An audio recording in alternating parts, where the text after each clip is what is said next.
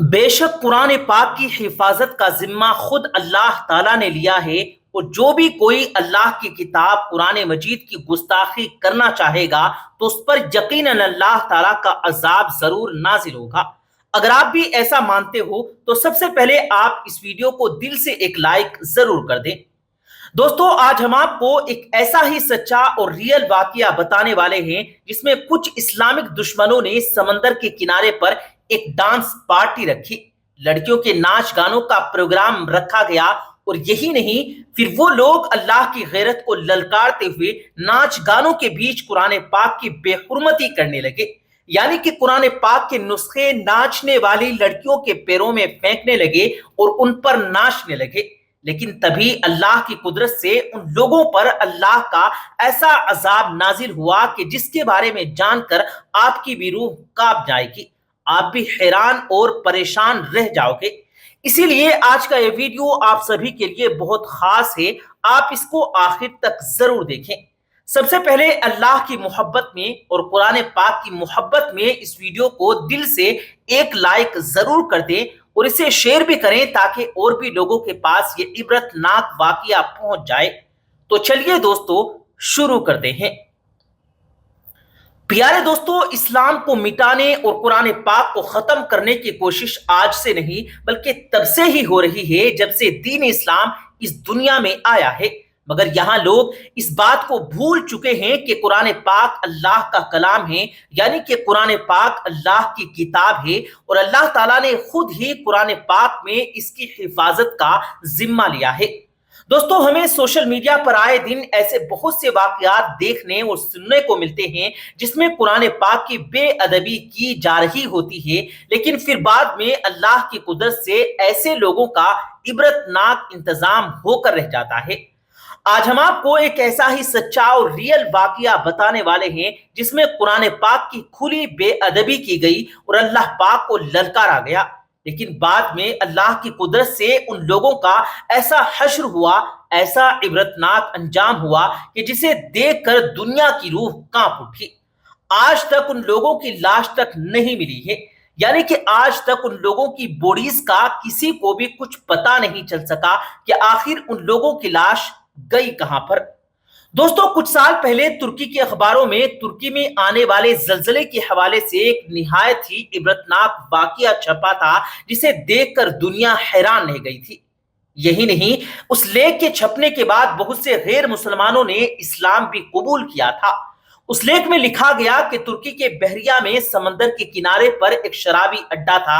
ایک بار وہاں پر خوب شرابی نوشی لوگوں نے ایک ڈانس پارٹی رکھی، اس میں کافی سارے لوگوں کو اکٹھا کیا گیا۔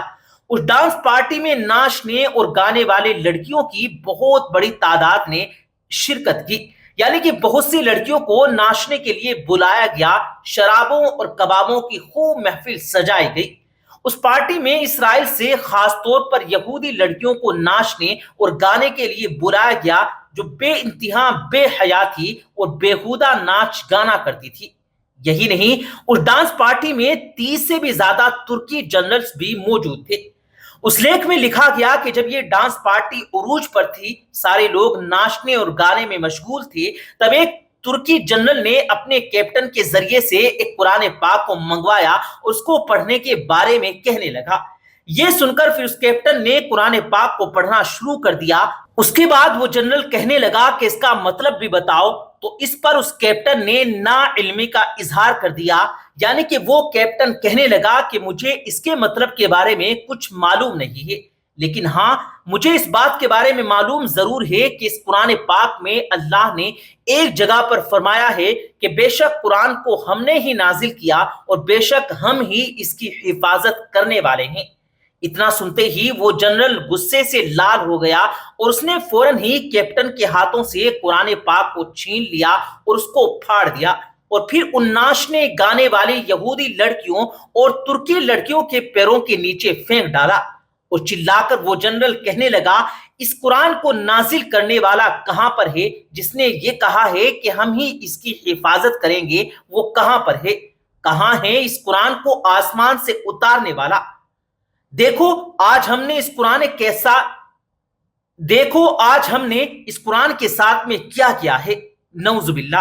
अब दोस्तों इधर उस जनरल का इतना कहना था, इसी दौरान वहां पर एक निहायत ही खौफनाक वाकया पेश आया। कहा जाता है कि उसी वक्त अचानक से एक खौफनाक रोशनी नजर आई। जिसने इस नजारे को देखा है उसने बताया कि इस रोशनी ने देखते ही देखते पूरे इलाके को अपनी लपेट में ले लिया और उसके बाद समंदर फट पड़ा और फिर देखते ही देखते समंदर में आग के कई शोले बुलंद होने लगे, साथ ही गोलों के फटने की आवाज भी आने लगी। उसके बाद अल्लाह ताला ने इस पूरे शराबी अड्डे को समंदर के बीच में डबो दिया और उन सबको समंदर में गर्क कर दिया। मगर दोस्तों यहां पर अजीब बात यह हुई कि इस डांस पार्टी में शरीक होने वाली इजरायली फौजियों और उन बेहया लड़कियों की लाशों का आज तक कुछ भी पता नहीं चल सका। यानी कि आज तक इस बात का पता नहीं लग पाया कि आखिर उन सब की लाशें गई कहां पर। तमाम कोशिशों के बावजूद भी अब तक उन लाशों को समंदर से बाहर नहीं निकाला जा सका है। ऐसा उन लोगों के साथ में क्यों हुआ? क्योंकि कुरान पाक की बेहुरमती करके उन लोगों ने अल्लाह ताला की गैरत को ललकारा। इसीलिए अल्लाह ताला ने फौरन ही इसका बदला लिया और उन लोगों को रहती दुनिया तक के लिए इबरत का निशान बनाकर छोड़ दिया।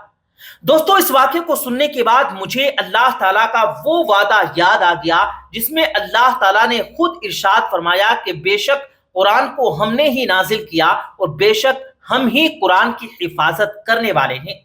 अगर आपको भी अल्लाह के इस वादे पर पूरा भरोसा है तो कुरान पाक की मोहब्बत में इस वीडियो को दिल से एक लाइक जरूर कर दें। चलिए दोस्तों अब आपको कुरान पाक का एक और वाकया बताते हैं जिसे सुनकर भी आपका दिल खुश हो जाएगा और आप अच्छी तरह से समझ जाओगे कि बेशक कुरान पाक को अल्लाह ने नाजिल किया है और अल्लाह ही कुरान पाक की हिफाजत करने वाला है। अब हम आपको दोस्तों जो वाकया बताने वाले हैं ये वाकया 1973 का बताया जा रहा है। उस वक्त रशिया में कम्युनिज्म का राज था। उस वक्त रशिया हुकूमत ने घर में कुरान पाक रखने पर पाबंदी लगा दी थी। मुसलमानों की नमाज पढ़ने पर पाबंदी लगा रखी थी क्योंकि वो इस्लाम से सख्त नफरत किया करते थे और उनका मानना था कि इस कायनात को बनाने वाला कोई खुदा नहीं है, ये दुनिया अपने आप ही बनी है। दोस्तों उन दिनों में एक मुस्लिम ऑफिसर था जो मॉस्को शहर में ट्रेनिंग के लिए चला गया। उसने वहां पर जाकर जो कुछ देखा हम आपको उसी की जबानी बता देते हैं। वो मुस्लिम ऑफिसर कहता है कि जब मैं रूस के मॉस्को शहर में पहुंचा तो वो दिन जुमे का दिन था, इसीलिए मैंने वहां पर अपने दोस्तों से कहा कि चलो जुमे की नमाज पढ़ने के लिए चलते हैं। तो ये सुनकर वो कहने लगे कि यहाँ की हुकूमत ने सारी मस्जिदों को बंद करवा दिया है। इस शहर में सिर्फ एक ही मस्जिद ऐसी है जो कभी कभार खुलती है। तो ये सुनकर मैं हैरान रह गया और सोचने लगा कि किसी देश की हुकूमत ऐसा कैसे कर सकती है। खैर उसके बाद मैंने उस मस्जिद के बारे में पूछा तो जो कभी कभी खुलती थी तो उन्होंने मुझे उस मस्जिद का पता बता दिया। पता मालूम करने के बाद मैं उस मस्जिद की तरफ चल पड़ा। बड़ी मुश्किल से मैं उस मस्जिद के पास पहुंच पाया। मस्जिद के पास जाकर मैंने देखा कि उस मस्जिद के दरवाजे पर तो ताला लगा हुआ था। वहां पर मौजूद लोगों से पूछने पर मालूम चला कि इस मस्जिद के बराबर में रहने वाले शख्स के पास में इसकी चाबी है। फिर मैं उस बराबर वाले शख्स के पास पहुंचा और मस्जिद खोलने के बारे में कहने लगा। मेरी बात सुनकर उस शख्स ने कहा कि मैं मस्जिद का दरवाजा तो खोल दूंगा, लेकिन अगर आपको कोई नुकसान पहुंचा तो इसके जिम्मेदार आप खुद होंगे। यह सुनकर मैंने कहा कि देखिए जनाब, मैं मेरे देश में भी नमाज पढ़ता था और इंशाअल्लाह यहां पर भी नमाज पढ़ता रहूंगा, चाहे उसके लिए मुझे कुछ भी करना क्यों ना पड़े। यह सुनकर उसने फिर मस्जिद का दरवाजा खोल दिया। दरवाजा खुलते ही मैं मस्जिद के अंदर दाखिल हो गया। मस्जिद के अंदर जाकर मैंने देखा कि मस्जिद के अंदर का माहौल बहुत गंदा था। मैंने जल्दी जल्दी मस्जिद के अंदर की सफाई की और उसके बाद में बुलंद आवाज में अजान देनी शुरू कर दी। अजान की आवाज सुनकर आसपास के सारे लोग मस्जिद के पास इकट्ठा हो गए। बच्चे, जवान, बूढ़े सब मस्जिद के दरवाजे पर आकर जमा हो गए, लेकिन डर के मारे कोई भी मस्जिद के अंदर दाखिल नहीं हो पाया। बाहर खड़े वो लोग सोचने लगे कि ये कौन शख्स है जो अपनी मौत को ललकार रहा है। اب میں مسجد کے اندر اکیلا تھا، اسی لیے پھر میں جمعے کی نماز تو نہیں پڑھ پایا، مگر میں ظہر کی نماز پڑھ کر واپس مسجد سے باہر نکل گیا۔ دوستو، وہ آفیسر کہتا ہے کہ پھر جب میں نماز پڑھ کر وہاں سے واپس آنے لگا تو مجھے ایسا لگ رہا تھا کہ جیسے میں نے یہاں پر کوئی نماز نہیں پڑھی بلکہ کوئی بہت بڑا جرم کر دیا ہے۔ وہ لوگ اس طرح سے مجھ کو دیکھنے لگے۔ خیر، اس کے بعد میں نے مسجد کا دروازہ واپس بند کیا اور اس برابر والے شخص کو مسجد کی چابیاں سونپنے کے بعد میں واپس چلنے لگا تو اتنے میں ایک بچہ میرے پاس آیا اور مجھ سے اپنے گھر چلنے کی ضد کرنے لگا۔ بچے کی محبت کو دیکھ کر میں اس کو منع نہیں کر پایا، اسی لیے میں اس کے ساتھ میں اس کے گھر کی طرف روانہ ہو گیا۔ جیسے ہی میں بچے کے گھر پہنچا تو اس کے والدین نے میرا خوب اچھی طرح سے استقبال کیا اور مجھ کو کھانا وغیرہ بھی کھلایا۔ پھر میں نے باتوں ہی باتوں میں اس بچے سے پوچھا کہ کیا تم کو قرآن مجید پڑھنا آتا ہے؟ تو وہ بچہ کہنے لگا کہ ہاں، مجھے قرآن پڑھنا آتا ہے۔ یہ سن کر پھر میں نے اپنا ایک جیب سے قرآن کا نسخہ نکالا اور اس بچے کے سامنے اس کو کھول کر کہنے لگا کہ ذرا مجھے اس کو پڑھ کر سناؤ۔ اب وہ بچہ قرآن کی طرف دیکھنے لگا، پھر اس نے میری طرف دیکھا اور پھر سے اس نے قرآن کی طرف دیکھا۔ یہ دیکھ کر میں سمجھ گیا تھا کہ شاید بچے کو یہ پڑھنا نہیں آتا، اسی لیے پھر میں نے قرآن کی ایک آیت پر اپنی انگلی رکھی اور اس کو سکھانے کی نیت سے کہنے لگا کہ دیکھو بچے، اس طرح سے پڑھو۔ وہ آفیسر کہتا ہے کہ ابھی میں نے ایک لائن ہی پڑھی تھی کہ اس کے آگے پھر وہ بچہ فر پڑھنے لگا اور پھر قرآن کو بغیر دیکھے ہی پڑھتا چلا گیا۔ یہ دیکھ کر میں حیران رہ گیا۔ پھر میں نے اس کے والد سے پوچھا کہ حضرت، یہ کیا ماجرا ہے؟ انہوں نے مسکرا کر کہا کہ دیکھو، دراصل بات یہ ہے کہ یہاں کی حکومت نے گھر میں قرآن کو رکھنے پر پابندی لگا رکھی ہے۔